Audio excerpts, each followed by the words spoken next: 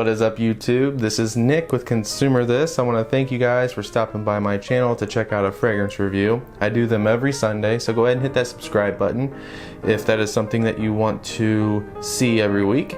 And today I am doing a review on one of my most recent, most grabbed for fragrances. I find myself wearing this throughout the week quite a bit.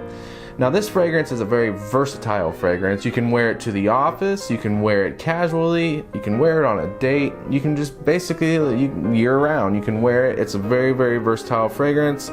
It is none other than Diptyque's Tam Dao. This fragrance is wonderful, guys, and I say that because it is just one of the most well done wood fragrances. For some reason, I have a hard time finding wood fragrances that are done so well. You would think it'd be really simple, but the more I do research on it, I can see why. It's more difficult than what one would think.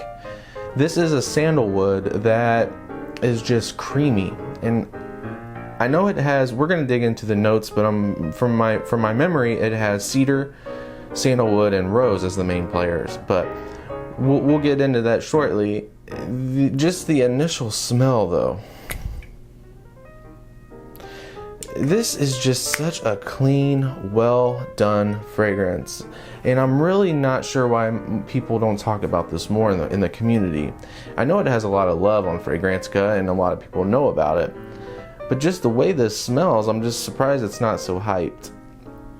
And the longevity on it, 6 to 8 hours. That's great for a fragrance like this. This is the EDP version, like I said, and the way to distinguish that is this black outer rim that goes around the outside. The EDT doesn't have that. And the price, of course. I think this one retails for around $150 on Diptyque's website. I've picked this up for I think $110 brand new. It was a tester, but you know, it's a 75 milliliter bottle. It's not 100, but don't let that deter your decision, because this will last you a long time.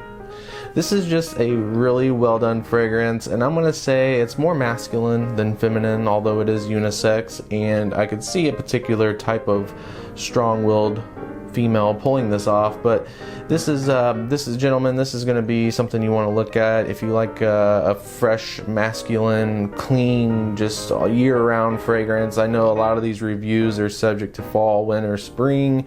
For us fragrance collectors, that's one thing, but if you're just coming across my channel and you're just looking for something that smells awesome and you're going to get a ton of compliments, it's going to last you, and you can have it year-round, this is going to be your runner-up. Very well priced. You're in the niche. Ball game category. So definitely at least get a sample of this. Of course, that's possible at LuckyScent.com. $4. You can go to another place that sells samples if you can find it. It's probably gonna be about the same, but yeah, definitely check this out. But let's go over here and check out some of the notes. Very quickly, I am seeing why this is such a woody fragrance. It has a lot more notes in it than I thought. So the rose is a top note. Rose, myrtle, and Italian cypress, which is a wood. You have middle notes of sandalwood and cedar. There's some more. Base notes, you have your spices, your amber, your white musk, and Brazilian rosewood. So there's more than just sandalwood. They have a few different types of woods in this fragrance, which is awesome. And that's what I was kind of talking about earlier, how a lot of people, you know, when they talk, it's a lot more complex to just make a wood fragrance. One thinks that a perfumer can just drop a wood oil in a fragrance, amp it up, and put a little alcohol in there, shake it up, and you got a wood fragrance. It doesn't work like that. Now the people, like I said, this was launched in 2003, so it's been out for 13 years. It has been around for a while now. It's classified as a floral woody musk fragrance for men and women, so it is unisex. And the longevity showing about 111 and moderate 123.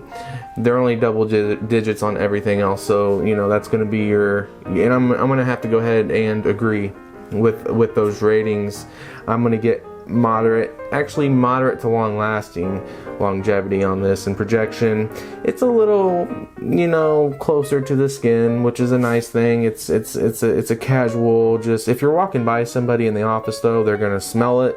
So let that kind of, you know, gauge that, you know, for you. But this is just a super well done fragrance, guys. I highly recommend you check this out. It's blended to perfection. Alright guys, so that's my take on Diptyque's Tam Dao. I highly recommend you at least get a sample of it. And I did notice on the back there's like a cool little safari design on the back of the sticker. That's pretty cool. But anyways, thank you guys for stopping by and checking out my review on Consumer This. And again, I do fragrance reviews every Sunday. I also tend to throw things in there, you know, throughout the week, sometimes on Saturday, where I do some sample reviews or just updating you on my blind buys. And that's another really good thing, to follow me on Instagram and Twitter. I do a lot of behind the scene things there as well. Scent of the day photos, unboxings, pictures. I practice photography on fragrance bottles and things like that. It's really cool, so I definitely advise that you maybe follow me on there as well to stay in touch with me. It's also a great way to communicate with me and things like that if you need a decant or whatnot, or just some advice in general. Be more than happy to help you guys out. Thanks again for making this happen. I highly thank all the subscribers that have subscribed to my channel already, and thanks for making this happen. God bless you guys, and as always, smell good. Peace.